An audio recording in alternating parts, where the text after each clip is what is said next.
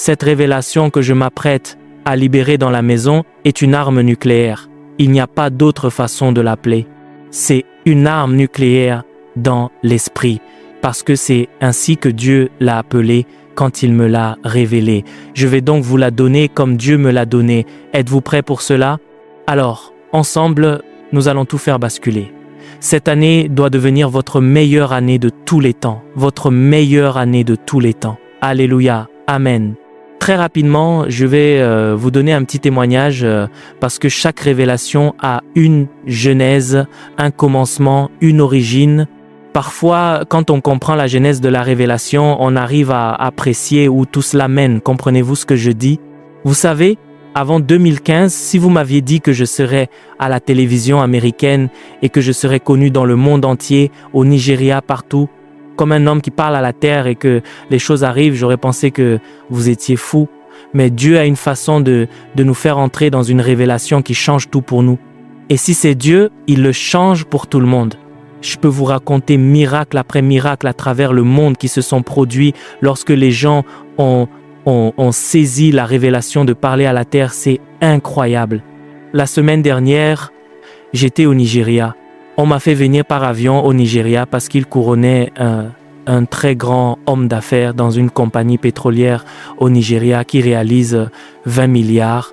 C'est la première fois qu'un chrétien est numéro 2 au sommet et cet homme a trouvé d'une manière ou d'une autre un de mes amis qui me connaît en Amérique et m'a vraiment supplié. Il a dit que cet homme ne voulait pas être couronné sans que je sois là et je me suis dit qu'est-ce que j'ai à voir avec un cadre pétrolier au Nigeria? Il a dit qu'il ferait n'importe quoi, qu'il avait besoin de vous avoir là. Et cet ami à moi de Houston au Texas, quelqu'un que je respecte, j'ai dit j'irai. Mais quand je suis arrivé au Nigeria, vous savez, j'avais jamais rencontré l'homme qui m'a fait venir en classe affaires tout payé. Dès mon arrivée à l'aéroport, ils m'ont reçu à la sortie de l'avion à travers l'immigration, puis ils m'ont confié aux militaires. Les militaires m'ont emmené sous escorte militaire jusqu'à Victoria Island. J'essaie encore de comprendre ce que je fais au Nigeria le jour de Noël. Et j'ai rencontré l'homme. Il y avait différents dignitaires. Vous savez, l'un des rois du Nigeria était là. C'était une grande réunion. Mais cet homme s'est levé et a dit « Écoutez, je ne serai pas dans la position où je suis aujourd'hui, une position qu'aucun chrétien n'a occupée dans cette entreprise, car elle est dominée par les musulmans. Ils contrôlent l'industrie pétrolière du Nigeria. Avoir un chrétien numéro 2 contrôlant la chose, une entreprise qui réalise plus de 20 milliards de dollars américains chaque année, c'est du jamais vu. Mais il dit, la raison pour laquelle j'ai eu le poste, c'est parce que quelqu'un m'a donné, alors que je m'envolais pour le Canada, un livre du docteur Francis Mile, Je parle à la terre. Et il a dit, évêque, je ne pouvais pas le lâcher dans ma classe affaires. Il dit qu'il arrive au Canada à 2h du matin et que Dieu lui dit, ne t'endors pas, active la révélation. Et à 2h du matin, il est sorti devant un hôtel 5 étoiles en regardant autour de lui. Écoutez-moi, les choses de l'esprit sont une folie pour l'homme charnel. Mais il dit, pouvez-vous imaginer, il est là, à 2h du matin au Canada, à Toronto, et il regarde autour de lui parce qu'il veut s'assurer de ne pas être pris par les caméras de surveillance. Alors il prend de la terre, l'emmène dans sa chambre et commence à lui parler. Le lendemain même au Nigeria, son téléphone commence à exploser. C'est le propriétaire numéro 1 de la compagnie pétrolière du Nigeria qui le cherche. Il atterrit au Nigeria, il y a une tonne d'appels manqués, ses amis l'appellent. « Es-tu fou? Sais-tu pourquoi tu n'as pas rappelé ?» Il ne savait pas qu'il n'était pas au Nigeria, qu'il était parti. Cet homme l'avait cherché. Et puis effectivement, il y a eu plusieurs appels manqués et il a fini par rappeler. L'homme a dit, demande n'importe quel nom, n'importe quel prix, tout ce dont tu as besoin. Mais pour une raison quelconque, je pense que tu es l'avenir. Tu es celui qui peut faire passer ma compagnie de là où nous sommes. Nous avons plafonné, nous pouvons aller plus loin. Et le gars a dit, j'ai rendu les choses difficiles. Il a dit, j'ai écrit, Dieu m'a dit d'écrire la liste des exigences, des trucs que je pensais être impossibles. J'ai même mis des choses que je pensais qu'il n'accepterait jamais. Il est revenu 2 jours plus tard. Il a dit, nous avons une réunion de conseil d'administration d'urgence. Tous les membres du conseil, même ceux du monde entier, ont été amenés par avion Nous avons rarement une réunion de conseil, mais j'ai tellement besoin de vous et ils sont venus. 3 jours plus tard, 1 jour plus tard, il a rappelé du conseil, a dit que le vote avait été unanime, toutes vos conditions ont été acceptées, quand pouvez-vous commencer votre travail? Littéralement, l'homme est devenu multimillionnaire du jour au lendemain en dollars parce qu'il a eu un petit livre qui est sur la table là-bas, Parle à la terre. Mais vous ne recevez pas le livre, vous recevez l'homme, c'est un autre niveau bébé. Parlez-moi, quelqu'un, les choses vont changer dans votre vie. Parlez-moi, quelqu'un, alléluia, amen. Maintenant, laissez-moi anticiper quelque chose parce que je ne suis pas ignorant, je ne suis pas culturellement ignorant du fait que je suis en Afrique. Et quand on est parmi des Africains et qu'on parle de parler à la terre, les gens deviennent nerveux parce que vous avez grandi autour de certains de vos féticheurs et des devins et de certains de vos aînés parlant à travers la terre. Donc, dans votre association, ce que je dis relève du fétichisme. Vous savez, vous avez vu cette chose à travers les yeux du monde souterrain, de la sorcellerie. J'étais comme vous, j'étais exactement là où vous êtes. Mais croyez-moi, au moment où j'en aurai fini avec les écritures que j'ai préparées pour vous, vous supplierez pour venir toucher le sol. Car certaines des choses pour lesquelles vous jeûnez n'ont pas besoin que vous jeûniez, vous avez juste besoin de parler au bon produit. Alors laissez-moi vous donner une jeunesse de la révélation très rapidement. Je sais que nous sommes arrivés tard, donc je ferai de mon mieux. En 2015, j'étais invité à faire une réunion en Caroline du Nord, dans une église dont j'étais apostoliquement le protecteur spirituel. Et juste avant que je m'apprête à prêcher, j'étais assis là, bas avant qu'il m'appelle. La louange se terminait pour que je puisse monter sur scène et exercer le ministère de l'évangile. Quand tout d'un coup j'ai entendu un ding sur mon téléphone. C'était le genre de son que j'avais mis sur mon téléphone chaque fois qu'il y avait un SMS. Il y a eu un ding sur le téléphone et j'ai ressenti le besoin de regarder. Quand je l'ai fait, tout a changé, ma vie a changé radicalement. Le texte venait de mon frère Emmanuel et il disait « Mon cher frère, notre chère mère Esther vient de mourir et de passer pour être avec Jésus. Si vous me connaissez, j'étais le fils à maman. Je l'aimais, je n'ai pas peur de le dire, j'honorais mon père, je le respectais, mais ma mère était ma meilleure amie. Et mec, ça m'a frappé comme une tonne de briques. Des larmes ont commencé à couler sur mon visage, il n'y avait rien que je puisse faire. Le pasteur a vu cela, est venu et m'a demandé ce qui se passait. Je lui ai montré le texte. Elle a dit « Nous allons prolonger la louange. Peux-tu, tu veux aller dans le bureau ?» J'ai dit « Je veux aller dehors sur le parking.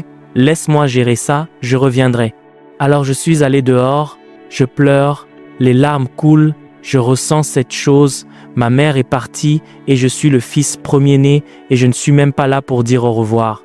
Toutes ces émotions me frappent en même temps.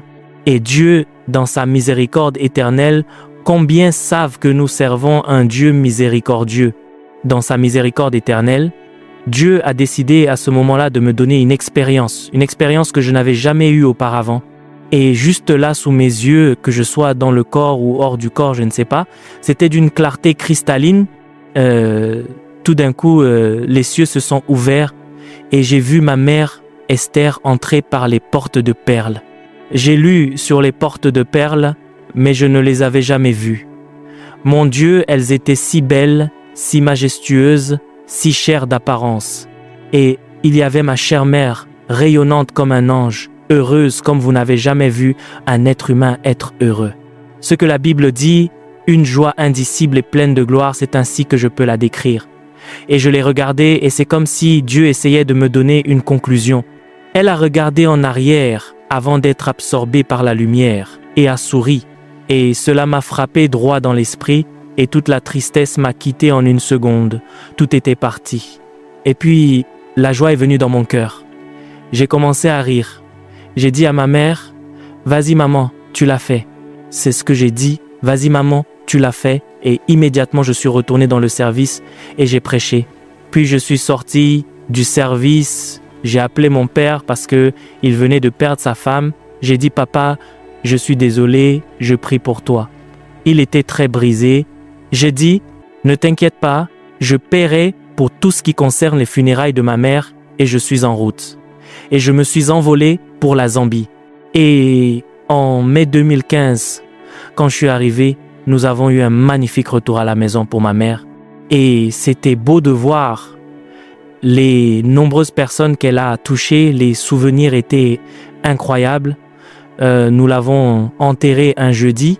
En revenant du cimetière pour rentrer à la maison, j'ai reçu un appel d'un cher ami, le pasteur Tom Day, qui dirigeait Celebration Church au Zimbabwe. Et il m'a dit: mes condoléances, homme de Dieu, tout le monde prie pour vous. J'ai dit: merci, homme de Dieu.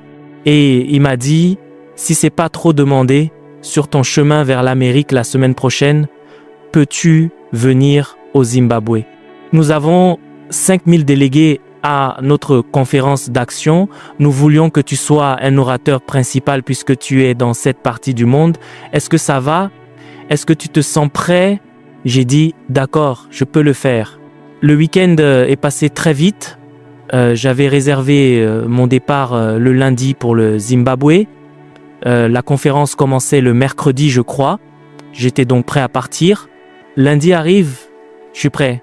Je me suis réveillé en me sentant très énergique, très fort, très excité de retourner enfin en Amérique après avoir mis ma mère au repos et mis en ordre toutes les affaires familiales. J'ai donc appelé un de mes amis, j'ai dit: écoute, je veux que c'était un partenaire de prière il y a de nombreuses années. Quand nous vivions ensemble en Zambie, nous allions dans les montagnes jeûner et faire toutes ces choses pour accumuler de la puissance. Vous savez ce que c'est. Je ne l'avais pas vu, il avait une grande église, mais nous ne nous étions pas vus depuis des années parce que je vivais en Amérique la plupart du temps. J'ai dit: pourquoi ne pas me conduire à l'aéroport pour que nous puissions discuter et renouer contact? Il est venu me chercher. Je n'étais qu'à 45 minutes de l'aéroport. Évêque, à mi-chemin de l'aéroport, j'ai su que j'avais des ennuis.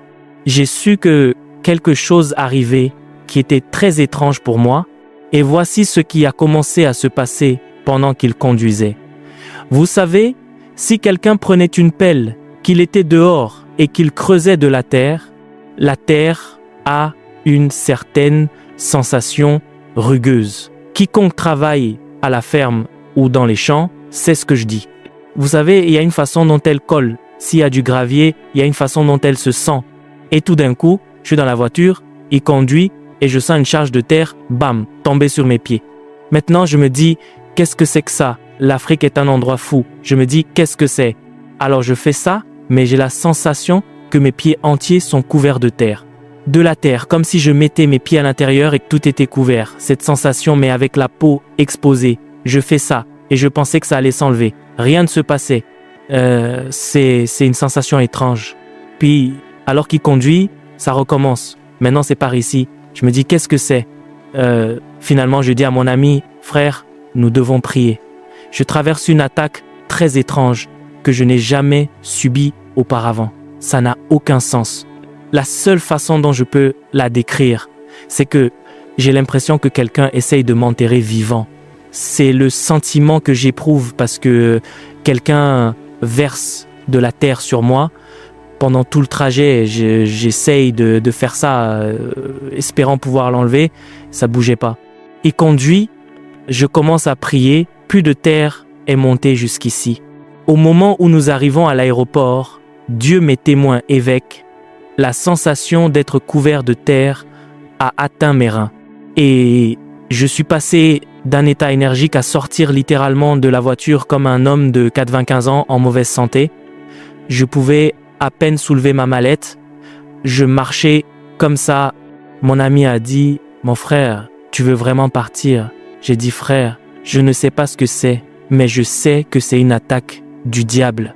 J'ai dit: frère, je dois aller au Zimbabwe parce que je pense dans ma tête que ce sont peut-être des esprits territoriaux. Si je peux juste arriver au Zimbabwe, ce sont des démons zambiens. Quand ils arriveront au Zimbabwe et à la frontière, ils diront: d'accord, ne reviens plus, puis ils repartiront. J'espérais que c'était ce genre de démons. Alléluia, ils n'ont pas de visa pour passer au Zimbabwe. J'espérais qu'ils étaient territoriaux. Donc je pense que si j'arrive au Zimbabwe, ce sentiment se brisera. Mais je dois sortir de Zambie. Alors j'ai dit à mon ami, ne pars pas, reste sur le parking, juste au cas où je n'y arriverai pas. Mais je dois sortir. J'étais le dernier à monter dans l'avion. Il m'attendait dans l'avion de Kenyan Airways qui allait au Zimbabwe.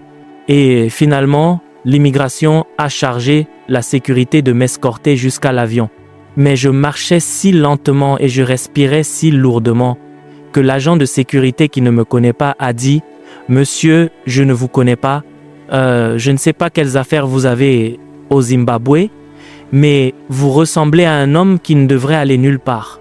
Si j'étais vous, j'annulerais tout ça parce que vous avez l'air de pouvoir vous évanouir à tout moment. » J'ai dit « Je sais, mais je dois y aller. » Parce que dans mon esprit, je me dis qu'il faut que je sorte.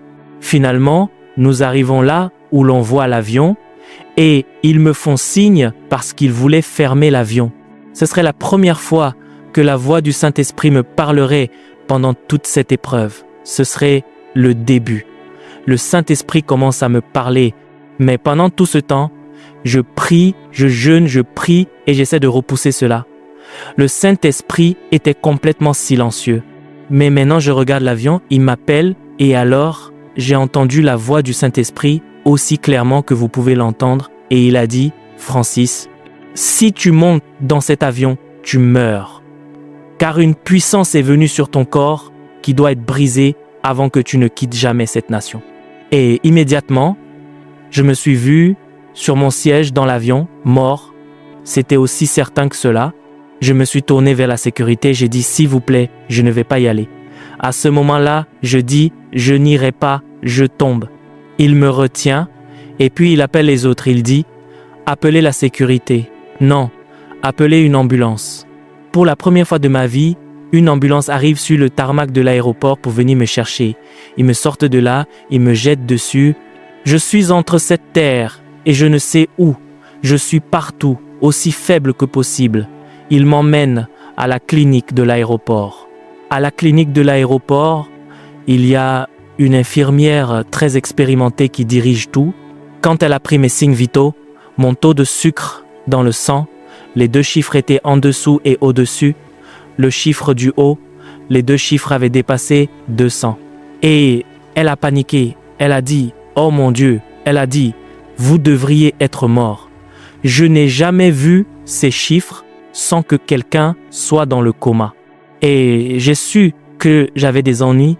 Elle essaye de me faire des injections et sa main tremble parce que dans son esprit, je pouvais voir qu'elle pensait que à tout moment, ce gars allait mourir sous ses yeux. Elle fait des choses et j'entends la voix du Saint-Esprit une deuxième fois et il me dit « Francis, laisse-la faire ce qu'elle a besoin de faire pour que ton corps abaisse certains de tes signes vitaux, mais ce n'est pas là que se trouve la percée. » Il dit « Je t'emmènerai à la percée. Demain à cette heure-ci, tu auras été délivré. » Mais il a dit « Tu dois prier. » Elle fait son truc. J'avance l'histoire. Finalement, elle arrive à un point où elle ne pouvait plus rien faire baisser. Et alors, elle a dit à mon ami le pasteur qui m'avait amené, qui était revenu à la clinique et qui était là aussi à prier en langue en essayant de combattre cette chose. Je veux dire, je pouvais sentir la mort dans ma bouche, la sentence de mort était sur moi. Je me dis, Seigneur, quelle façon de partir. Nous venons d'enterrer ma mère la semaine dernière, jeudi et lundi, nous m'enterrons moi, Jésus. Mais cela semblait si réel. Et puis, elle a dit, emmenez-le dans un plus grand hôpital. J'ai été emmené dans un hôpital appelé St. John's Medical Center, là où ils avaient un meilleur équipement. Quand je suis enfin arrivé là, certains membres de ma famille étaient là, ils avaient entendu que j'avais des ennuis, ils étaient paniqués, ils priaient. Quand je suis arrivé à l'hôpital, il y avait une femme médecin de garde et elle a pris mes signes vitaux, évêque, et ses yeux se sont agrandis. Elle a commencé à donner des ordres. Cet homme est en difficulté, donnez-lui une chambre tout de suite. Elle me prend, il m'emmène dans une chambre, ils me mettent des choses à l'intérieur, vous savez, ils mettent tout ce qu'ils font pour abaisser mes signes vitaux et ils m'admettent à l'hôpital. Et ce jeune homme juste là, Stephen lève la main, c'est un leader de louange, c'est un jeune leader de louange montant dans notre famille. Ma famille a dit, tu ne peux pas être seul, parce qu'avec les médicaments qu'il me donnait pour abaisser les signes vitaux, je devais uriner, et il m'avait mis dans une chambre individuelle, mais juste aller du lit aux toilettes, c'était comme courir un marathon. Chaque fois que je le faisais, cela m'épuisait totalement. C'est ainsi que j'étais, littéralement, au bord de la mort. À tout moment, cela pouvait être fini. Il reste donc avec moi dans la chambre. Il reste avec moi dans la chambre et je me bats pour ma vie. Avance rapide, je reçois un appel téléphonique. Ma femme est au téléphone. Elle est avec un ami prophète à moi. Ce prophète est l'un de ces vrais prophètes, pas ces prophètes. En Afrique, il y a tellement de prophètes. En fait, je pense que l'Afrique est le continent le plus facile pour être prophète, parce que la culture africaine vous aide à être précis même si vous ne l'êtes pas. C'est pourquoi un prophète dirait « Je vois le numéro, la lettre monsieur. Ah, je suis Marie, prophète, prophétise, c'est l'Afrique. » Eh bien, il n'était pas un de ces prophètes-là, c'était un homme très puissant. Il prend le téléphone avec ma femme, il est environ minuit. Minuit, les médicaments ne font rien, ils me rendent juste la tâche difficile chaque fois que je dois aller uriner et une partie de moi a commencé à abandonner et à se dire « Eh bien, je vais être avec Jésus si ça continue. » Vous savez ce que c'est? Quand on est si fatigué, on commence à céder. Peut-être que je vais être avec Jésus. Ma maman sera surprise que je sois venu si vite. Mais l'appel arrive, c'est ma femme. Elle était en Amérique avec le prophète de Californie et le prophète dit « Homme de Dieu, l'attaque que tu subis, le Seigneur dit que tu es sous une attaque de sorcellerie de haut niveau, mais le pouvoir de la sorcellerie va être brisé. Tu vas vivre et non mourir. » Et puis il dit « Au fait, laisse-moi décrire l'une des sorcières qui essaie de te tuer. » Il dit qu'il y a une alliance de sorcières. Et là, en Californie, sans être en Zambie, sans être aux funérailles de ma mère, il a commencé à décrire le visage, la robe de la femme. Et il a dit, il avait-il une telle femme aux funérailles de ta mère? Et il se trouve que je me souvenais de cette femme parce qu'elle pleurait le plus fort et qu'elle était près du cercueil de ma mère, près de la tête de ma mère. Elle pleurait comme si ma mère était la meilleure amie qu'elle ait jamais eue. Elle a donc attiré mon attention et l'homme de Dieu a dit non, elle n'était pas là pour pleurer ta mère, c'est elle. Elle est l'une des sorcières qui essaie de te tuer. Mais le Seigneur te ramènera à la maison, il te délivrera. Nous avons commencé à prier, j'ai commencé à sentir un petit soulagement, mais la sensation de la terre. Maintenant, à ce moment-là, au fait, la terre était montée jusqu'ici. Je savais inconsciemment, je savais intuitivement que mon Dieu, si cette chose atteint mon visage et m'enterre et passe par-dessus mon nez, je suis mort, je vais étouffer. Tout d'un coup, vous savez, quand il raccroche, je reçois un peu d'énergie et je dis à Stephen, nous allons faire ce que Paul et Silas ont fait, même si je suis faible.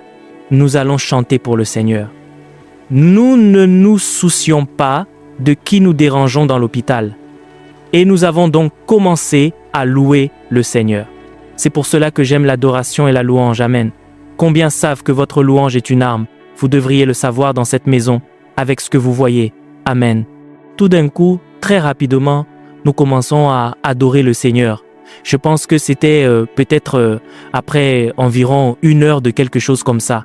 Puis j'ai entendu à nouveau la voix du Saint-Esprit et cette fois il a dit « Francis, lève-toi, sors dans la cour de l'hôpital. » Il est environ 1 heure ou 2 heures du matin. Quoi? Alors je dis à Stephen, l'Esprit me dit de m'emmener dehors maintenant. Vous savez, je suis à l'hôpital, je porte une de ces blouses d'hôpital. Vous savez, chaque hôpital doit avoir le même tailleur. Il couvre votre visage mais pas votre dos. Vous savez, c'est comme si ils n'avaient pas assez de vêtements, quoi qu'ils fassent. Donc j'en porte une, je la tiens comme ça, je suis fatigué, mon autre main est autour de mon frère, mais le Saint-Esprit dit « va dehors ». Et j'y vais, je sors, je dis que le Saint-Esprit veut que j'aille dehors, alors je sors dans la cour de l'hôpital. Ensuite, le Saint-Esprit a dit « va vers le parterre de fleurs ». C'est là que la révélation commence et je vais avancer vite, mais je vous le dis, je veux faire basculer certaines choses. Je veux débloquer des domaines de richesse que vous ne pensiez pas possible, des percées, et quels que soient les miracles immobiliers, ils vont être libérés aujourd'hui. Toutes sortes de miracles, alléluia. Que quelqu'un dise alléluia, alléluia. Tournez-vous vers votre voisin et dites, voisin, la terre sous tes pieds, l'Afrique du Sud est sur le point de basculer en ta faveur. Alors très vite, je suis au parterre de fleurs et le Saint-Esprit a dit, ramasse-la, ramasse la poussière, ramasse-la, ramasse la terre. Et j'ai ramassé le sol et le sein, je n'avais jamais fait cela auparavant. Mais laissez-moi vous dire ceci, c'est très important.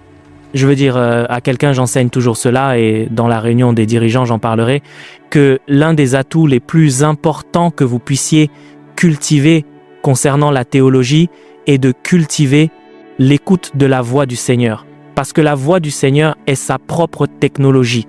Ce qui signifie ceci, la voix du Seigneur peut vous emmener au-delà de votre. La voix du Seigneur peut vous emmener là où votre théologie n'est pas encore allée. C'est pourquoi les théologiens qui ne se fient qu'à la théologie peuvent devenir les plus grands démons pour le mouvement de Dieu quand Dieu ouvre des domaines de révélation et de gloire qui sont au-delà de leur théologie. Quand la voix de Dieu essaie de les emmener au-delà de leur théologie pour découvrir que l'œil n'a pas vu, l'oreille n'a pas entendu les choses que Dieu a cachées pour ceux qui l'aiment, est-ce exact? Alors il a dit, ramasse le sol. C'est pour ça que je fais ça. Je suis faible, mais je ramasse le sol. Et alors le Saint-Esprit m'a dit, Francis, je suis sur le point de te délivrer maintenant. Le mystère de ce qui te tue, je suis sur le point de le révéler maintenant. Et le Seigneur a parlé, il a dit, Francis, les sorcières qui essaient de te tuer, elles ont parlé au sol de la Zambie et elles ont commandé. Il a dit, elles ont parlé à la terre. Alors je suis là et le Saint-Esprit me dit, les sorcières qui essayent de te tuer, elles ont parlé à la terre et elles lui ont dit, je pense à ce qu'elles lui ont dit, d'avaler ton corps dans une mort prématurée. C'est ce qu'elle fait depuis qu'elle a reçu l'instruction de te tuer. Et il m'a dit, mais elle soupire après l'écoute de ta voix, parce que tu es le racheté du Seigneur. J'en suis venu à comprendre mon apôtre. Romains 8, versets 10 à 9. Toute la création gémit pour la manifestation des fils de Dieu. Je n'avais aucune idée ce jour-là que je comprendrais ce que cela signifiait. Il a dit, Francis, la terre soupire après. Elle soupire après. Il n'arrêtait pas d'utiliser le féminin. Elle soupire après l'écoute de ta voix. Parle-lui parce que tu es le racheté du Seigneur et elle te laissera partir et tu vivras. Je vous le dis, à cet instant précis, l'une des onctions prophétiques les plus fortes que j'ai jamais eues est tombée sur moi. Je n'ai jamais prophétisé à un être humain comme j'ai prophétisé à la terre cette nuit-là. L'onction était lourde et ceci sort de ma bouche, j'entends. J'ai dit ceci et je dis terre, terre, terre, écoute la parole du Seigneur. Je ne savais pas que c'était une écriture exacte dans la Bible. Écoute la parole du Seigneur. Je suis Francis Miles, un apôtre de Jésus-Christ, appelé en Amérique et dans les nations. Mon temps n'est pas encore fini. Dieu doit encore m'utiliser. Voici ce que Dieu m'a dit qui n'est pas encore arrivé. Alors terre, tu ne peux pas me prendre avant mon temps fixé. Tu dois me laisser partir. Je prophétise à la terre et puis j'ai entendu la voix du Saint-Esprit dire « Francis, remets le sol dans la poussière. » Elle a entendu. Ah, elle a entendu. Et il a dit « Remets la terre et regarde ce qui arrive. » Alors j'ai remis la terre et Dieu m'est témoin. J'ai remis la terre et instantanément, toute la poussière qui montait sur mon corps jusqu'ici est tombée au sol avec un bruit sourd. C'est tombé. Et je veux dire, ça m'a secoué. C'est tombé. Et puis, depuis mes orteils, la puissance de Dieu, la vie, Zoé de Dieu, a commencé à jaillir de mes orteils. Elle remontait dans mon corps. Au moment où elle est arrivée à ma tête, j'étais comme un Samson, je pouvais courir 1 kilomètre. J'avais tellement d'énergie. J'ai distancé mon frère à la marche. Je revenais. J'étais Élie. Une énergie surnaturelle, une énergie surnaturelle. Chaque symptôme avait disparu. Et nous retournons dans la chambre d'hôpital et j'ai dit, Dieu, j'ai dit, Stephen, va dormir, Jésus et moi devons parler. Merci Dieu pour le miracle. Mais maintenant j'ai besoin de théologie. J'ai besoin de la théologie derrière ce qui s'est passé.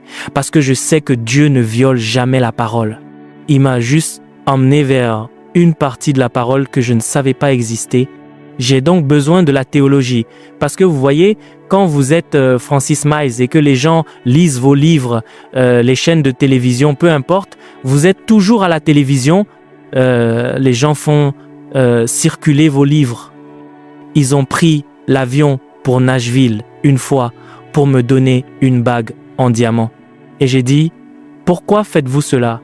Il dit, parce que nous avons vérifié nos livres. Nous n'avons jamais eu un homme noir vendre autant de livres que vous en vendez, sauf quand Myles Munroe était vivant. Donc je sais que mes livres sont partout dans le monde.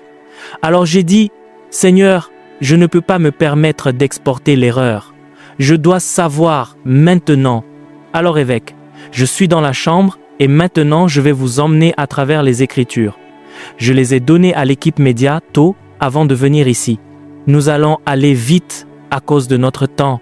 Mais je veux m'assurer, à cause de notre nature, nous sommes africains. Et je veux m'assurer que vous comprenez que ce que je fais n'est pas du fétichisme. C'est une technologie spirituelle ancienne et une arme du royaume qui vous est restaurée. Comprenez-vous ce que je dis? Alléluia. Parce que j'ai demandé à Dieu, j'ai dit Dieu, qu'est-ce que c'était? Qu'est-ce que c'était?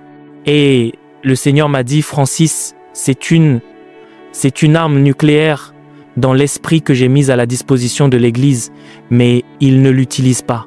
Ils ont laissé les sorciers et les sorcières s'en donner à cœur joie, et c'est pourquoi mon Église ne court pas, n'est pas la tête, elle est la queue au lieu d'être la tête.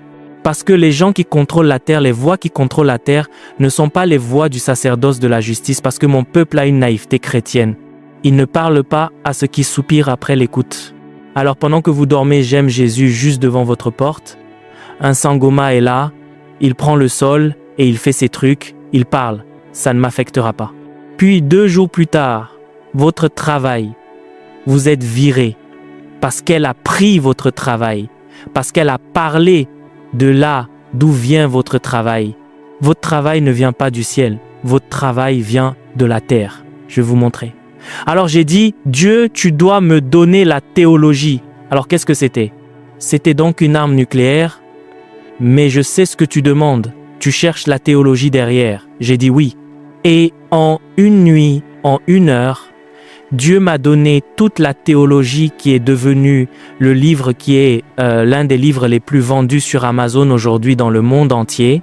Des gens avec des miracles, des gens me disant « Jusqu'à ce que je trouve, je parle à la terre, nous ne pouvions jamais acheter une maison pour sauver notre propre vie. » 1 semaine après avoir parlé à la terre, la banque qui nous avait refusé 2 fois, 3 fois a changé d'avis. Quand les banques changent-elles d'avis? Quand vous parlez à la terre, vous savez, et que les choses commencent à arriver. Bref, le Seigneur m'a dit « Voici la théologie. » Allons dans la Bible maintenant, très rapidement. Apocalypse 13, verset 8. Apocalypse quoi? 13, verset 8. J'utilise, au fait, équipe média. Je veux la version King James. Maintenant, dites avec moi, je parle à la terre, libère ma richesse. Non, parlez comme un croyant. Dites, je parle à la terre. Libère mes richesses. Poussez un cri vers Dieu si vous croyez que c'est sur le point d'être libéré. Alléluia. Nous allons donc utiliser la version King James pour toutes mes écritures aujourd'hui. Amen. Donc, Apocalypse 13, verset 8, le Seigneur m'a dit, la première chose que tu dois comprendre à propos de la terre, parce que Dieu a commencé à m'expliquer cette puissante technologie spirituelle ou arme du royaume appelée la terre. Parce que jusqu'à ce moment-là, j'avais l'habitude de penser que la terre n'était que de la poussière morte. Et j'avais l'habitude de penser que c'est juste de la terre, il n'y a rien de plus, vous savez, c'est de la boue. Ah, je n'en avais aucune idée, vous savez.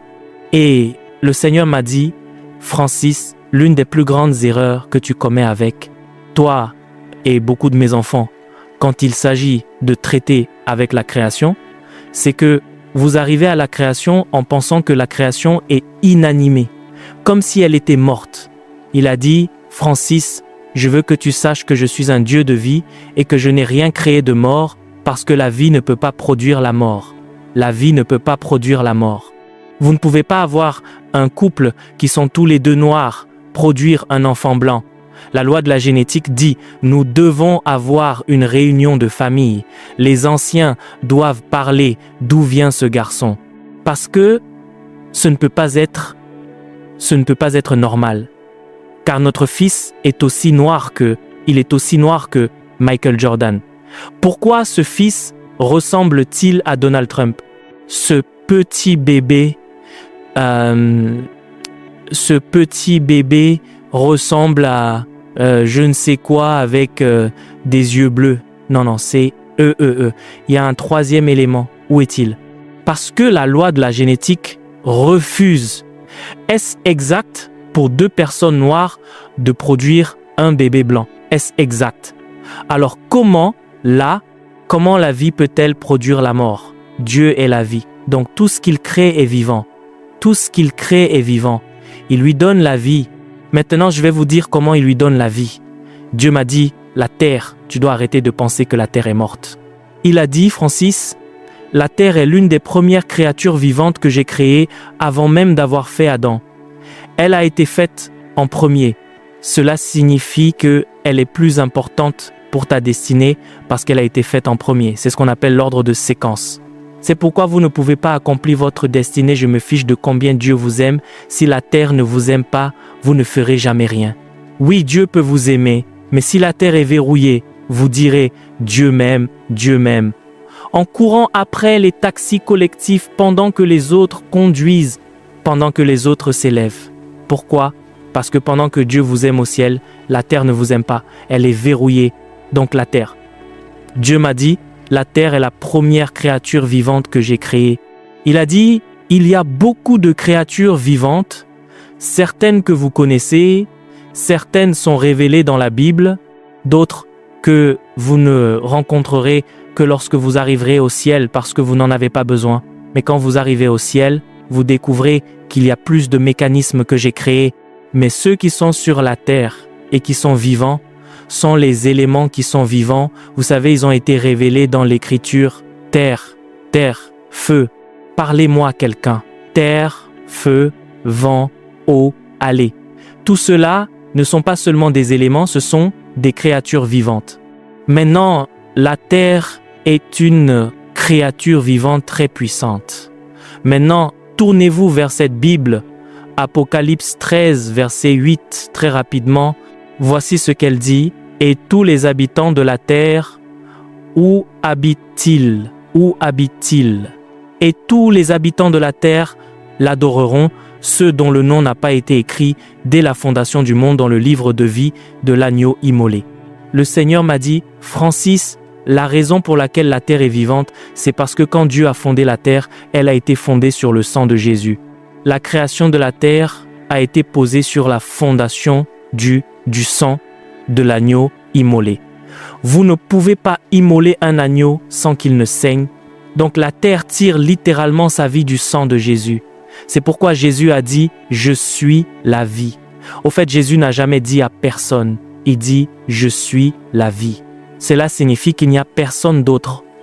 Donc le produit appelé la vie ne peut venir que d'un seul homme. Il nous a dit « Je suis la vie ». Donc si la terre a la vie, elle a rencontré Jésus quelque part. Parce que la vie est le produit d'un seul être.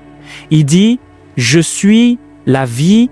Ainsi la terre est vivante parce que toute la création était basée sur cela. C'est pourquoi le sang rachète tout ce qui est sur la terre. C'est pour ça que quoi?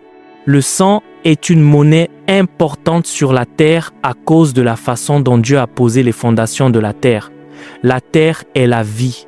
C'est quoi? C'est ainsi qu'elle est capable de soutenir. Si la terre était morte, comment pourrait-elle soutenir les arbres que vous aimez, les fleurs que vous aimez? Et si vous voulez savoir que la terre a la vie, enlever les fleurs de la terre pendant quelques heures. Regardez ce qui arrive. Et vous réaliserez que la vie n'est pas dans les fleurs, elle est dans la terre. Enlevez un arbre de la terre et regardez ce qui arrive.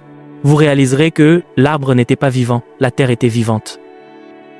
L'arbre était vivant à travers la terre. Donc la terre est une créature vivante. Alors quelqu'un m'a dit, Francis, elle est vivante, la terre est vivante. Et les sorcières le savent. Parlez-moi quelqu'un. Ensuite, il a dit, je vais te donner quelque chose. Genèse 1, verset 11. Allez-y. Genèse quoi? 1, verset, très rapidement. Genèse quoi? Genèse verset 11. Genèse chapitre 1, Genèse 1, verset 11 à 12. Et le Seigneur m'a dit, Francis, tu es déconcerté parce que je t'ai fait parler à la terre, je t'ai fait tenir de la poussière et parler à la terre. Et si c'est une créature vivante? Il a dit, Francis, je voudrais que tu saches qu'avant que tu ne parles à la terre, j'ai été le premier être à parler à la poussière. Dieu dit, si je parle à quelque chose, j'essaie de t'enseigner quelque chose. Parce que Dieu ne fait pas de choses folles, il ne fait que du surnaturel. Alors, regardez ceci, Genèse 1. C'est avant la création de l'homme, mais la terre a déjà été créée. La terre a déjà été quoi? Créée. Mais l'homme ne l'a pas été. Et Dieu, vous savez, commence à parler à la terre. Regardez Genèse 1, verset 11. Et Dieu dit, dites. Et Dieu dit, qui parle? Mais la question que beaucoup d'entre vous ne se sont jamais posée est, à quoi parlait-il? Et Dieu dit que la terre. Il parlait à la terre. Ne serait-il pas fou de parler à quelque chose qui ne peut pas entendre votre voix, surtout si vous êtes Dieu? Vous devriez être fou. Mais si Dieu parle à quelque chose, c'est parce qu'il lui a donné la capacité d'entendre la voix. Dieu a dit à la terre, que la terre produise. Que la terre quoi? Produise du gazon. Produise quoi? Point du gazon. De l'herbe portant de la semence, des arbres fruitiers selon leur espèce, ayant leur semence en eux-mêmes sur la terre. Donc Dieu dit à la terre, je veux que tu produises. Que tout le monde dise produire. Dieu m'a dit, la mission numéro 1 de la terre, en plus d'être une résidence pour l'homme naturellement, la mission numéro 1 de la terre est de produire. Retenez le mot produire. C'est la mission numéro 1 de la terre, c'est de produire, Dr. Miles. Produire quoi? Tout ce dont vous avez besoin pour accomplir votre destinée. Son travail est de le produire. C'est de quoi? Le produire. C'est pourquoi chaque miracle dont vous avez besoin, qui est matériel, ne vient jamais du ciel. Dieu doit travailler avec la terre pour produire tout ce dont vous avez besoin. Vous avez besoin d'une maison, elle ne va pas tomber du ciel, elle doit venir de la terre. Alors, regardez ceci. Dieu parle donc à la terre maintenant. Le Seigneur m'a posé une question. Il a dit, Francis, quelle est la preuve de l'audition? Et je me suis dit, l'audition? Il a dit, non, la preuve de l'audition n'est pas d'entendre. La preuve de l'audition est la réponse précise. Parce que si je dis, viens ici, amen, et que tu vas là-bas, m'as-tu entendu? Réponse précise. Donc si la terre est capable d'entendre Dieu, alors la terre doit répondre à Dieu et lui donner ce qu'il a ordonné dans l'ordre exact où il l'a ordonné. Dieu a dit, donne-moi du gazon, de l'herbe et des arbres. C'est une commande dans un restaurant. La terre agit comme un serveur. Elle est votre serveur divin qui attend que vous parliez. Parce qu'elle a des choses pour vous, mais vous ne parlez pas. Mais vous continuez à jeûner et la terre se dit, es-tu fou? Le jeûne est pour vous, pour détruire l'esprit d'incrédulité, pour que, quand vous êtes rempli de foi, maintenant vous veniez me parler parce que je suis votre serveur. Mais la raison pour laquelle vous n'avez rien, c'est parce que vous ne dites rien aux produits censés tout vous donner. Dieu n'est pas allé au ciel pour chercher de l'herbe. Il n'est pas allé au ciel pour chercher du gazon. Il savait où il l'avait mis. Dieu a donc parlé là où l'herbe était, à l'éther. Je sais que à la surface tu as l'air de poussière, mais je sais comment je t'ai faite. Tu as beaucoup de bonnes choses là-dedans. Tu as des maisons, tu as des voitures, tu as des entreprises. Parlez-moi quelqu'un. point et, mais je veux juste du gazon. Et je veux de l'herbe et je veux des arbres. Maintenant, pourquoi Dieu parle-t-il à la terre? Parce que aucun fabricant, jamais aucun bon fabricant ne produit en série un produit avant d'avoir fait des tests. Dieu teste le produit pour voir si la terre peut répondre à un esprit parlant. Pourquoi? Parce que Dieu est sur le point de faire un esprit parlant dans un corps de poussière. Je veux m'assurer que tu fonctionnes bien avant que mes enfants ne viennent et aient la domination en te parlant pour leur donner ce dont ils ont besoin pour changer le monde. Alors regardez la terre, regardez le verset 12. Si la terre a la capacité d'entendre la voix d'un esprit parlant, alors sa réponse nous dira tout. Et la terre produisit du gazon, de l'herbe. Donc la terre a entendu Dieu et lui a donné ce qu'il demandait dans l'ordre exact où il le demandait. Obéissance parfaite. Audition parfaite. C'est ce à quoi nous avons affaire ce soir. Voyez, beaucoup d'entre vous pensent que les sorcières sont puissantes. Non, les sorcières ne sont pas puissantes. Elles sont les plus faibles d'entre nous. Elles ne sont puissantes que parce que. Imaginez si vous possédiez un fusil. Si votre père possédait un AK-47, est-ce exact? Et vous possédez une épée, est-ce exact? Mais vous ne connaissez que l'épée, vous ne savez pas que l'AK-47 appartient à votre père.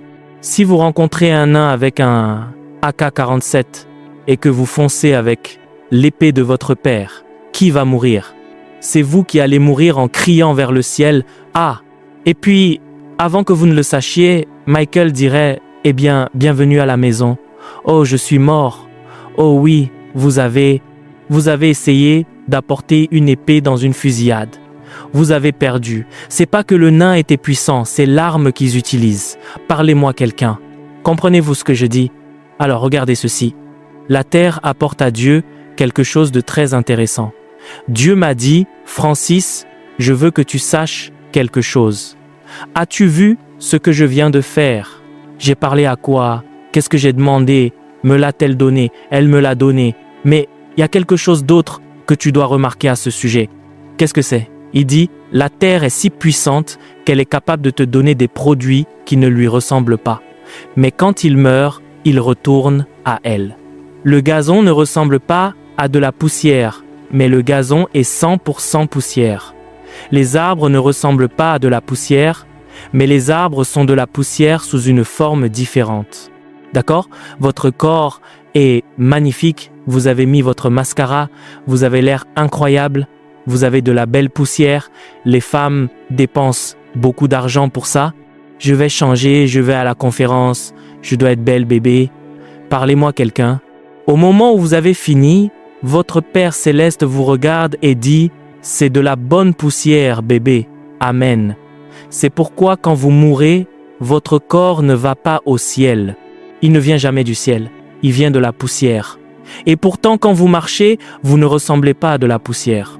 Vous êtes juste de la poussière dans une version différente, une forme supérieure.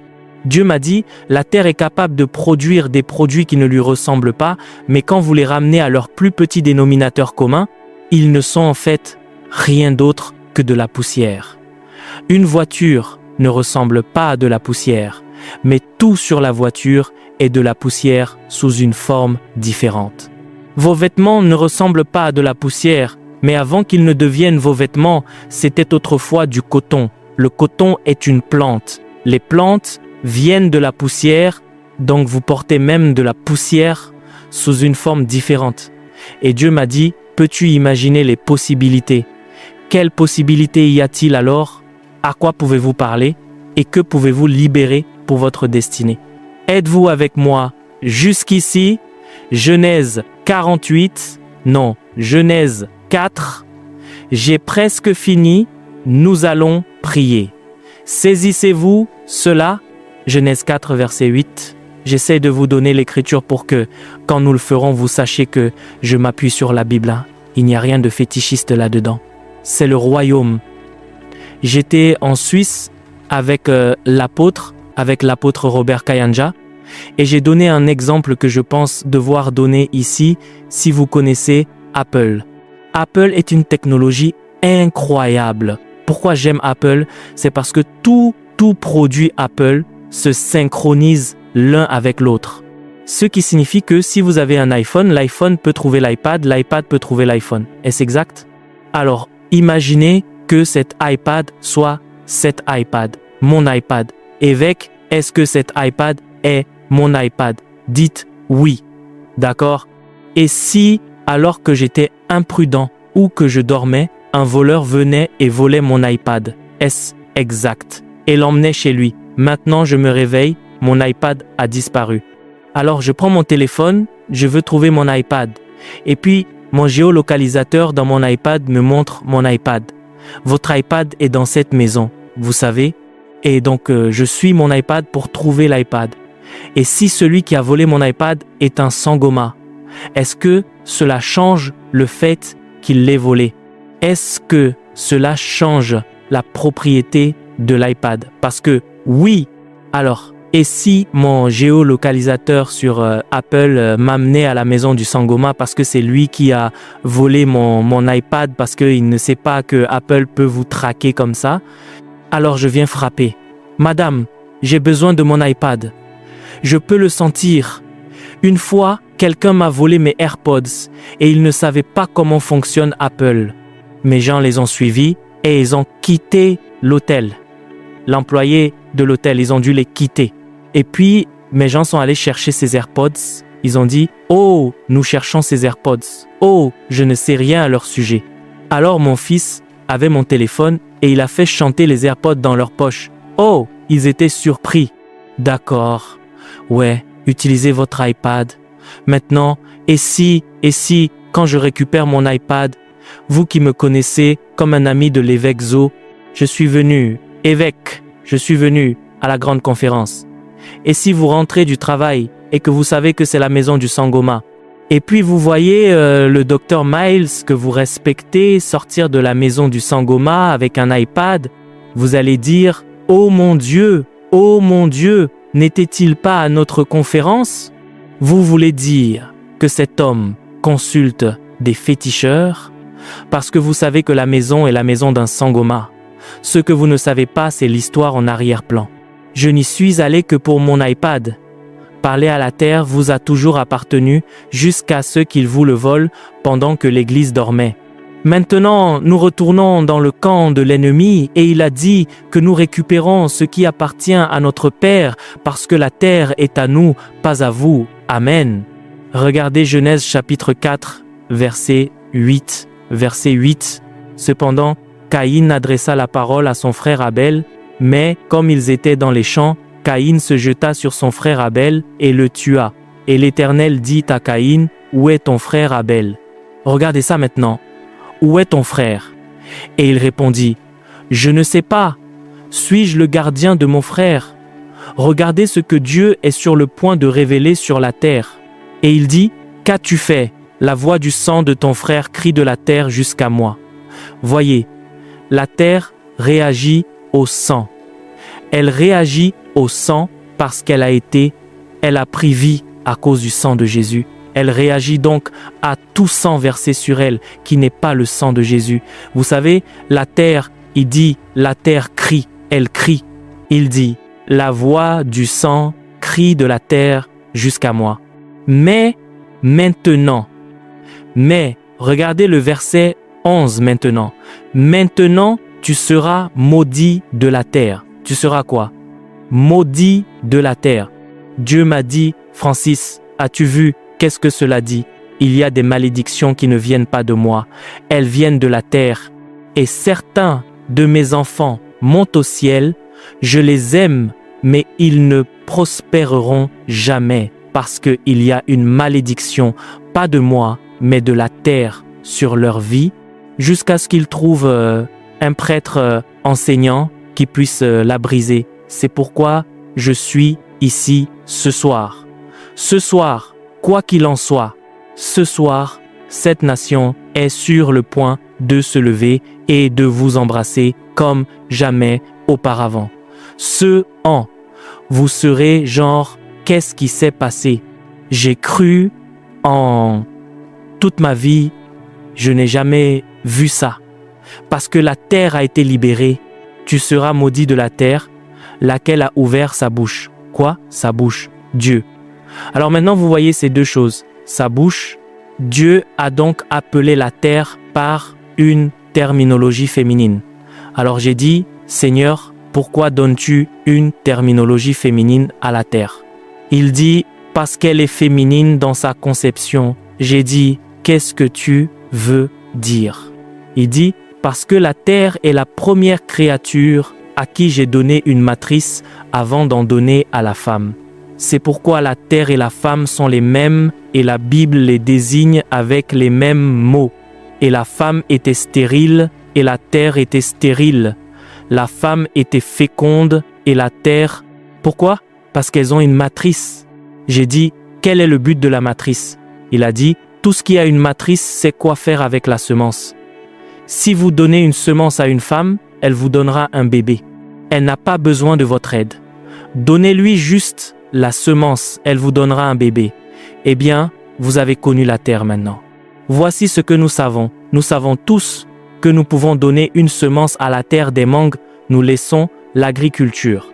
Toute l'industrie agricole repose sur notre croyance que la terre peut donner vie à la semence. Est-ce exact? Toute l'industrie de l'agriculture, ai-je raison? Elle est basée sur ce seul principe que la terre peut gérer la semence et nous donner une récolte. Est-ce exact? Mais voici l'évêque Buot. Il vient de comprendre.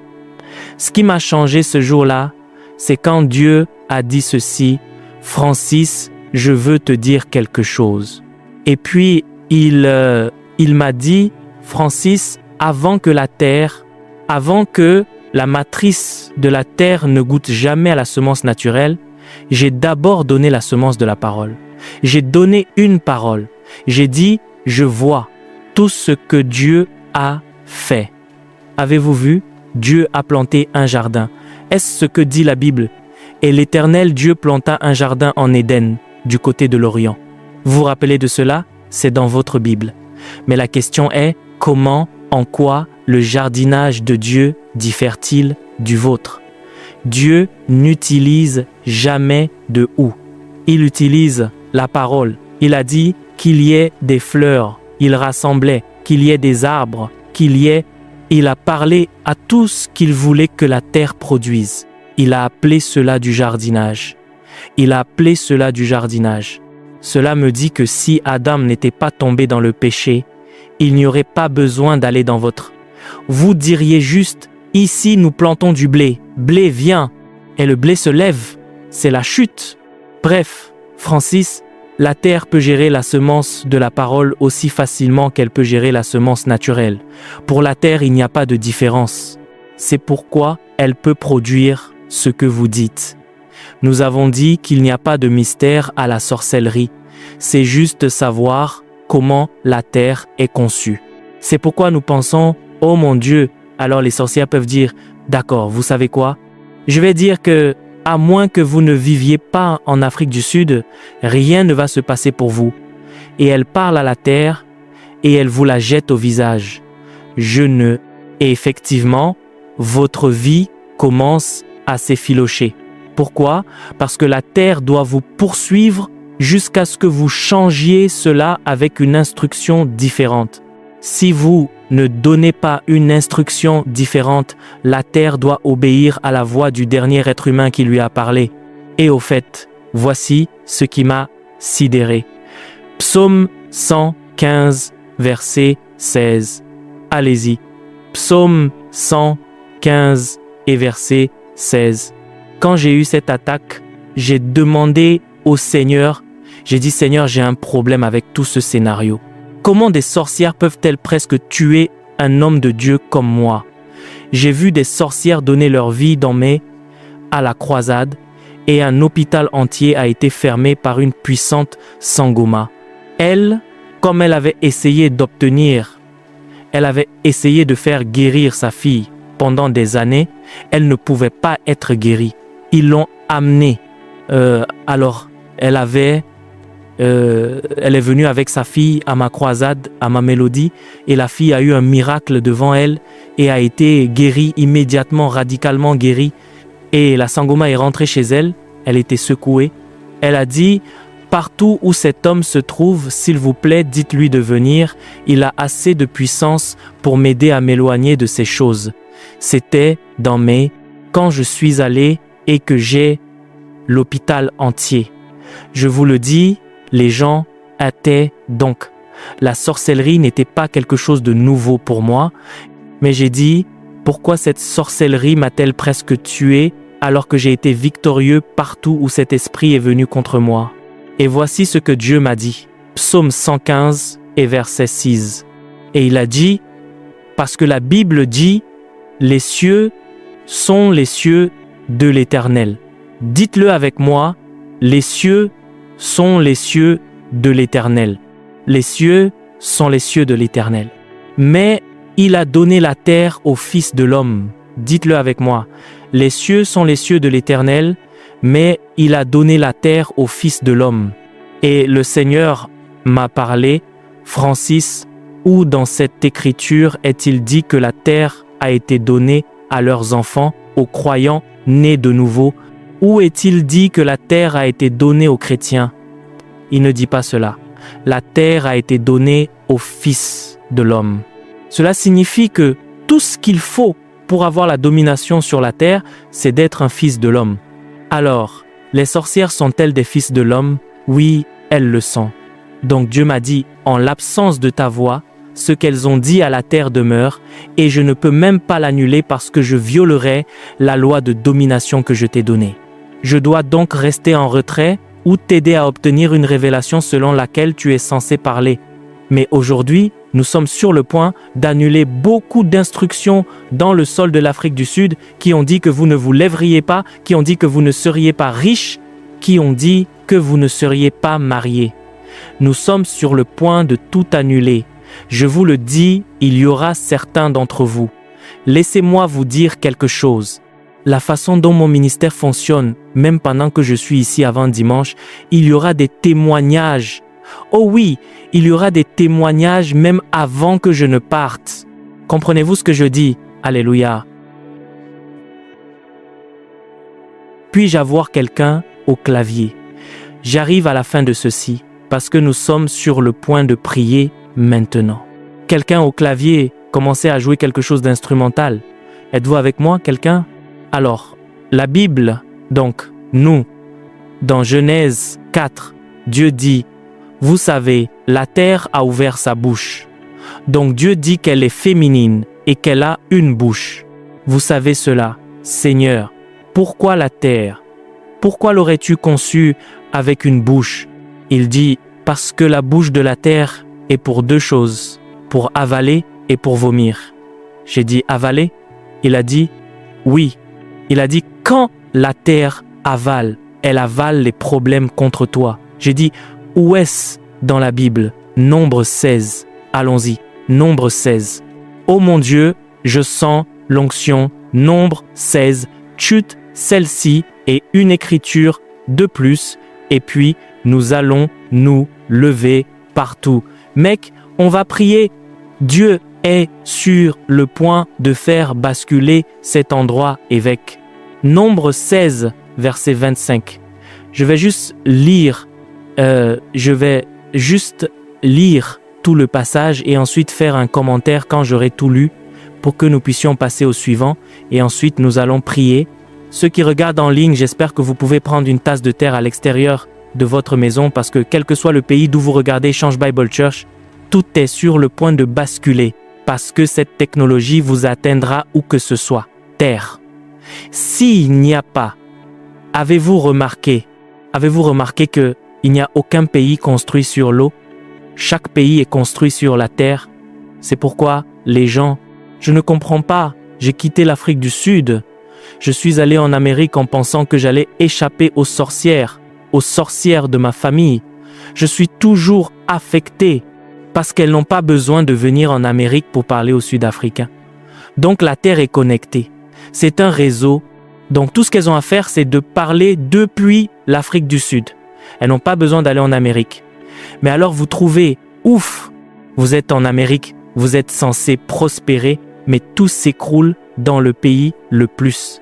Dans un pays où les gens vous luttez toujours. Parce que là-bas, au pays, il y a une loi qui a été écrite dans le sol. Tu ne pourras jamais t'élever. Aujourd'hui, j'ai été envoyé par Dieu. Parce que Dieu veut dire à chaque force de ténèbres dans votre vie, je me permets d'être en désaccord. Car à partir de ce soir, la bénédiction d'Abraham, la richesse de la bénédiction d'Abraham est sur le point de se manifester comme jamais auparavant. Donc, Nombre 16, verset 25. Moïse se leva et alla vers Dathan et Abiram, et les anciens d'Israël le suivirent. Regardez ceci. Il parla à l'assemblée et dit, « Retirez-vous, je vous prie, des tentes de ces méchants hommes, et ne touchez à rien de ce qui leur appartient, de peur que vous ne périssiez en même temps qu'ils seront punis pour tous leurs péchés. » Verset 27. Ils se retirèrent donc de tous côtés d'autour de la demeure de Coré, de Dathan et d'Abiram. Dathan et Abiram sortirent et se tinrent à l'entrée de leur tente, avec leurs femmes, leurs fils et leurs petits-enfants. Et Moïse dit que tout le monde dise. Moïse dit. Moïse parlait-il donc? Et Moïse dit, « À ceci vous connaîtrez que l'Éternel m'a envoyé pour faire toutes ces œuvres, et que je n'agis pas de mon propre mouvement. » Verset 29. Si ces gens meurent de la mort commune à tous les hommes, ou s'ils sont visités selon la visitation de tous les hommes, alors l'Éternel ne m'a pas envoyé. Ce qui signifie, si ces hommes meurent d'une mort naturelle, je ne suis pas un apôtre. Verset 30. Mais, Nombre 16, verset 30. Mais si l'Éternel, mais, quoi? Mais si l'Éternel fait une chose nouvelle, et que la terre ouvre sa bouche, comment Moïse savait-il que la terre est un « L » et qu'elle a une bouche? Il a écrit le livre de la Genèse. C'est lui qui a écrit le livre, il a vu Dieu parler à la terre, il a vu la terre produire. C'est là qu'il a su, « Oh mon Dieu, tu veux dire que je peux lui parler? Cela fait partie de votre domination. Parlez à la création, pas seulement à Dieu. Parce que Dieu n'est pas celui que vous essayez de dominer, c'est la création. Alors pourquoi ne parlez-vous qu'à Dieu? Musique. Ensuite, vous vous demandez pourquoi Dieu vous écoute, s'approche, mais la création vous combat. Parce que Dieu connaît votre voix, mais la terre ne connaît pas votre voix. Dites à votre voisin, je sens un basculement ici, je sens un basculement ici, regardez ceci. Mais si l'Éternel fait une chose nouvelle, et que la terre ouvre sa bouche et les engloutisse avec tout ce qui leur appartient, et qu'ils descendent vivants dans le séjour des morts, alors vous saurez que ces gens ont provoqué l'Éternel. Ont provoqué quoi? L'Éternel. Et il arriva que, comme il achevait de prononcer toutes ces paroles, voyez, la terre répond aux paroles, plus sol, qui était sous eux, se fendit. La terre ouvrit sa bouche et les engloutit, eux et leurs maisons, avec tous les gens de Corée et tous leurs biens. Maintenant, voici ce qui m'a sidéré, cette partie. C'est là que j'ai réalisé que les sorcières ne sont pas puissantes, elles utilisent simplement la terre pendant que nous dormons. Et alors, elles deviennent des légendes dans votre propre esprit. Ainsi, quand il y a une sorcière à côté, c'est elle qui va dormir, mais c'est vous qui dites « le sang de Jésus ». Le sang de Jésus. Si le sang de Jésus. Certains d'entre vous, ils utiliseront le sang de Jésus à cause de votre peur. Si le sang de Jésus n'était pas éternel, certains d'entre vous, à vous seuls, vous auriez épuisé le sang pour nous tous. Le temps que nous arrivions là, Seigneur, j'ai besoin du sang. Cette sœur à toi, elle a tout pris. Même quand elle pète, elle pense que c'est un sangoma. Le sang de Jésus, elle a tout fini. Mais Dieu soit loué, le sang est éternel. Amen. Allez, quelqu'un. Mais voici, évêque, ce qui m'a sidéré. Francis, tu vis à l'ère de l'IA, n'est-ce pas? L'intelligence artificielle. Il a dit, l'intelligence artificielle a été faite par l'homme, n'est-ce pas? Pas par Dieu. L'homme a fait l'intelligence artificielle. Mais maintenant, l'IA peut faire plus que vous ne le pouvez parce que vous l'avez entraîné à faire plus que vous ne pourriez jamais penser.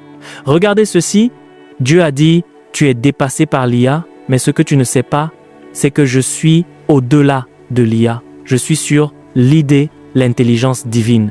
Et il dit, la terre n'a pas d'IA, elle a l'ID. Elle est donc bien au-delà de l'IA. Comment le prouver?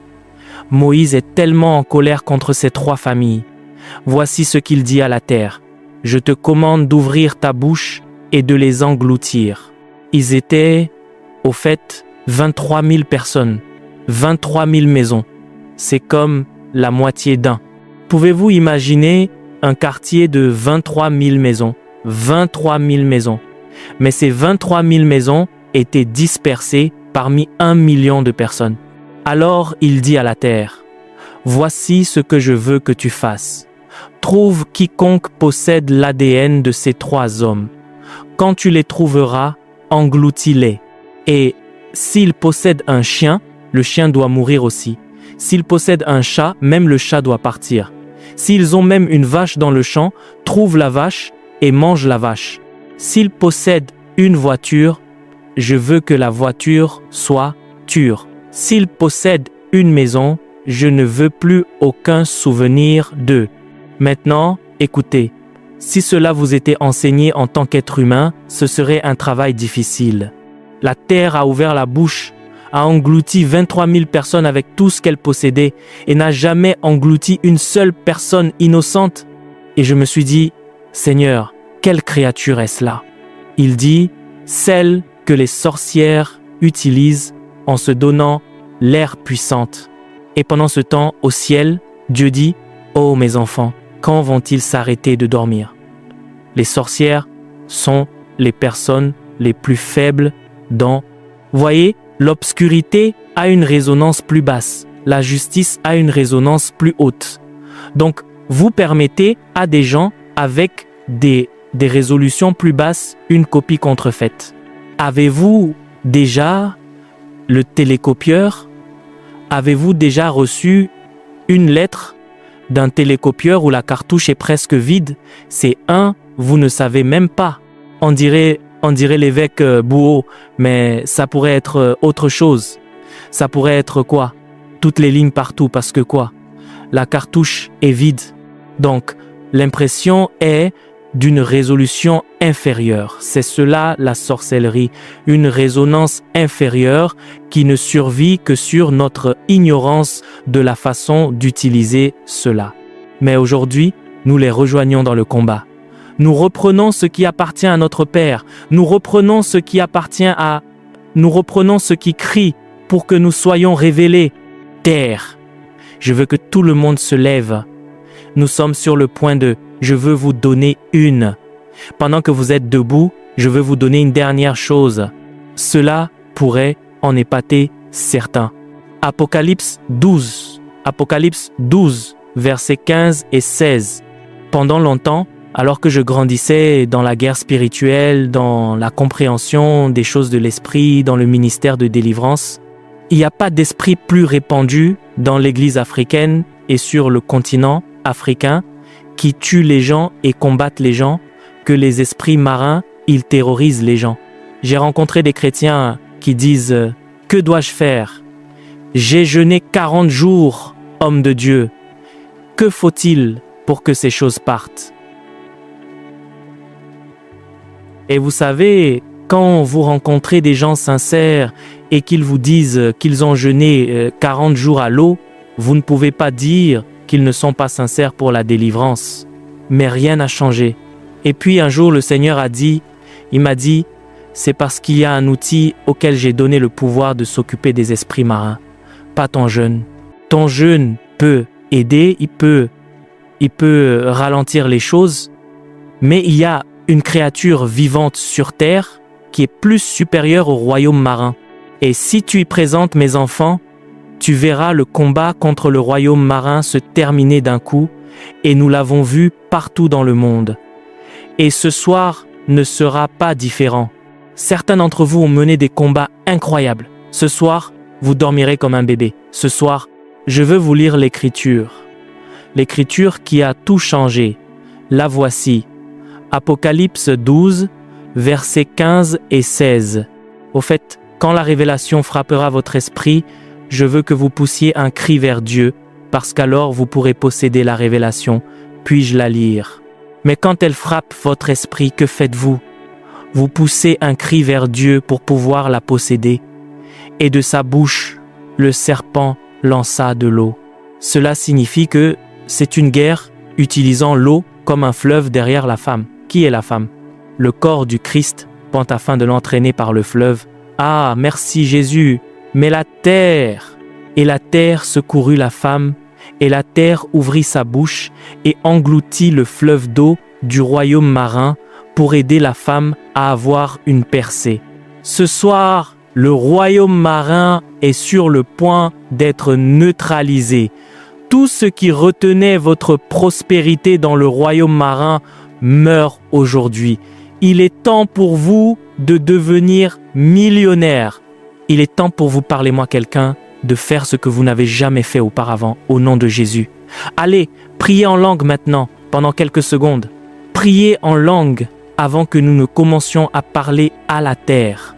Réveillez votre autorité, réveillez votre esprit d'autorité. Le basculement est là.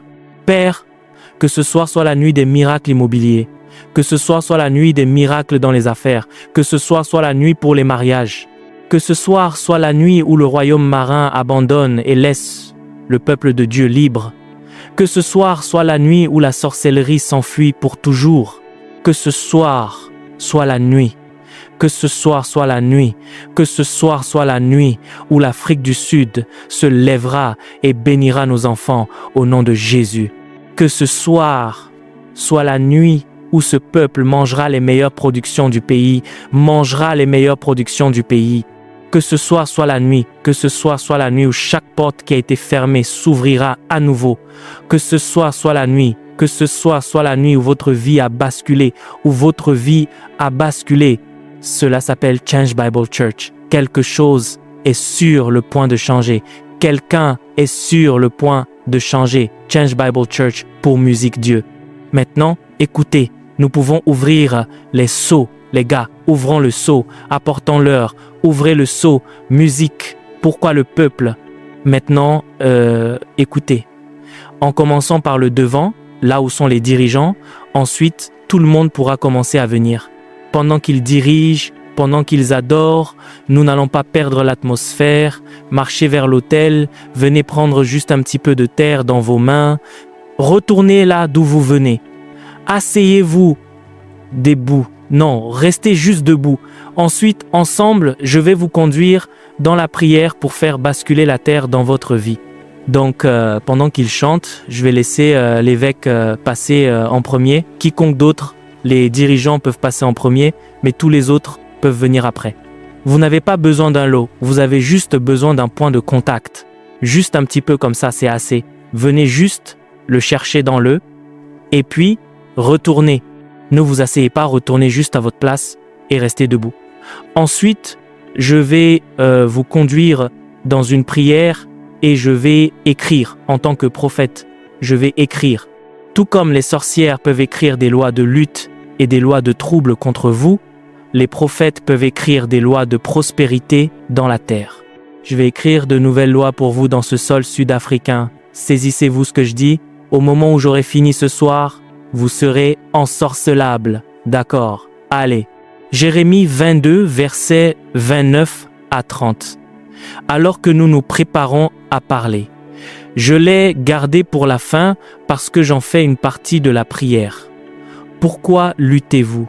Pourquoi est-ce si difficile de faire croître votre entreprise? Vous savez que vous êtes bon pour cela. Vous savez que vous y travaillez dur. Pourquoi la vie a-t-elle été si difficile? Se pourrait-il que l'un des mystères de votre tribulation soit un édit maléfique écrit dans le sol, que la terre attendait que vous effaciez et réécriviez? Mais parce que celui qui l'a écrit a utilisé sa voix, celui qui le réécrit doit utiliser sa voix. Ainsi, dans Jérémie 22, 29 et 30, nous voyons ceci. Terre, terre, terre, écoute la parole de l'Éternel. Voici maintenant la loi, ainsi parle l'Éternel. Inscrivez cet homme comme privé d'enfant. Et si un sangoma disait cela de votre vie, de votre mariage, inscrivez cette femme comme privée d'enfant. Elle peut conduire une Bentley, mais inscrivez-la comme privée d'enfant. Inscrivez cet homme comme privé d'enfant. Dieu écrit une loi dans la terre. Pourquoi Dieu le fait-il? Parce qu'il était contre Konia, le fils premier-né du roi Joachim. C'était un jeune homme si fier, il a fait le mal aux yeux de l'Éternel. Dieu a dit, je ne veux pas que ce garçon devienne roi, alors je m'assurerai qu'il ne le devienne jamais en laissant Nebuchadnezzar venir prendre le royaume. Ce que son père, c'est d'aller chercher la couronne. Et le garçon sera traîné à Babylone. Et Dieu dit, je ne veux pas qu'il revienne jamais. C'est donc le verdict final de Dieu sur ce jeune homme. Dieu utilise donc la bouche de Jérémie pour écrire une loi dans la terre qui affectera Konia. Peu importe où tu vas, si c'est de la terre, tu seras privé d'enfant. Inscrivez cet homme comme privé d'enfant, un homme qui ne prospérera pas. Peu importe le nombre de diplômes, il ne prospérera pas de ses jours, car aucun homme de sa race ne prospérera. Même ses enfants auront l'air brillant, mais n'iront nulle part. S'asseyant sur le trône de David, ils iront dans des entreprises, tout le monde obtient des promotions, ils sont laissés dans les futilités, au plus bas, parce qu'ils ne peuvent pas s'asseoir sur un trône, car la loi a été écrite, elle qui gouverne cette famille. Allez-vous au ciel? Oui, vous allez au ciel, mais avant cela, vous allez vivre ainsi, et puisque le sorcier, puisque le sacerdoce des ténèbres, la guerre spirituelle est une guerre entre deux sacerdoces, le sacerdoce des ténèbres et le sacerdoce de la lumière. C'est cela, c'est vrai. Donc, si quelqu'un du sacerdoce des ténèbres a écrit cette loi avec sa voix devant un sanctuaire et lui a donné des oblations, lui a donné des sacrifices pour la rendre plus forte, Dieu doit honorer les lois du sacerdoce. Dieu vous laissera souffrir, non pas parce qu'il le veut, mais parce qu'il doit attendre que vous, ou quelqu'un qui appartient au sacerdoce de la lumière, puissiez avoir une révélation pour réécrire cette loi, sinon vous mènerez cette vie sans enfants, sans prospérité. Vous travaillez dur, et même votre femme dit, « Mon mari, tu travailles dur, mais qu'avons-nous à montrer pour cela? Parce que la loi a été écrite et que vous n'avez pas compris ce que vous combattiez. Je suis venu vous dire que la chose majeure que vous avez combattue est une terre militarisée contre vous. Mais ce soir, je viens du sacerdoce de la lumière pour réécrire de nouvelles lois. Nous allons réécrire de nouvelles lois. De nouvelles lois. Je vais vous donner un témoignage et je vais écrire quelques nouvelles lois pour vous. Oh, croyez-moi, alléluia. Je vous l'ai dit, avant que j'en ai fini, il y aura tellement de témoignages, même avant que je ne parte, parce que c'est très rapide. Certains d'entre vous ont attendu trop longtemps. De toute façon, un pasteur à Livingstone trouve mon livre, Parle à la terre. Speak to the earth. Et il se regarde. Il lit. Et il dit, ma femme, viens lire ceci. Et alors ils ont dit, à cet instant, nous avons su ce qui n'allait pas avec l'un de nos anciens. Qu'est-ce que vous voulez dire, Dr. Miles? Qu'est-ce que vous voulez dire? Il a dit, Dr. Miles, nous avons un ancien. C'est l'ingénieur civil le plus instruit de toute la région de la SATS, Communauté de développement d'Afrique australe. Par points, partout.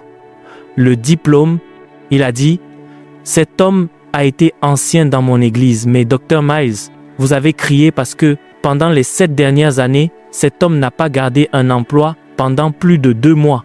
Peu importe ce qu'il fait, à la fin des 2 mois, quelque chose arrive et vous devenez mon pasteur. Parfois, vous criez en le serrant dans vos bras, un homme qui pleure. Vous savez, l'iniquité peut briser un homme. L'iniquité peut briser des géants.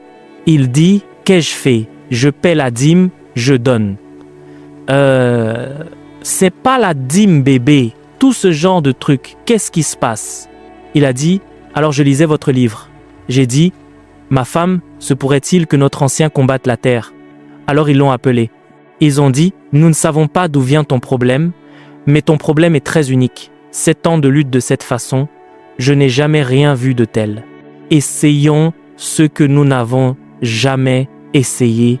Et dans mon livre, il y a une prière dans la façon de parler à la terre. Le pasteur a pris de la terre à Livingstone, devant sa maison, et il a dit « Répète juste après moi ». Et il a ouvert mon livre « Terre, terre, terre ». Parce que la terre se fiche que vous lisiez dans un livre, elle veut juste entendre votre voix. Terre, terre, terre. Écoute la parole de l'Éternel. Et ils ont commencé à parler sur la vie de cet homme. Et puis il a dit « Amen ». Et ils ont jeté la poussière, jeté la terre. 7 jours plus tard, les Nations Unies, contre toute attente, l'appellent pour ce qui devait être un emploi temporaire, qui est maintenant un emploi permanent à $100,000 par an. $100,000 par an. Et il occupe cet emploi depuis plus de 4 ans maintenant. Un homme qui ne pouvait pas garder un emploi plus de 2 mois. Tout ce qu'ils ont fait, c'est qu'ils ont changé ce que la terre disait de lui. Je suis venu changer ce que la terre dit de vous. La bénédiction d'Abraham doit être vôtre. Vos enfants doivent avoir envie de servir votre Dieu, pas de s'enfuir. Pour certains d'entre nous, si nous n'obtenons pas une percée, nos enfants s'enfuiront de Dieu parce qu'ils sont les témoins de votre lutte. Mais vos enfants sont sur le point d'être les témoins de votre prospérité.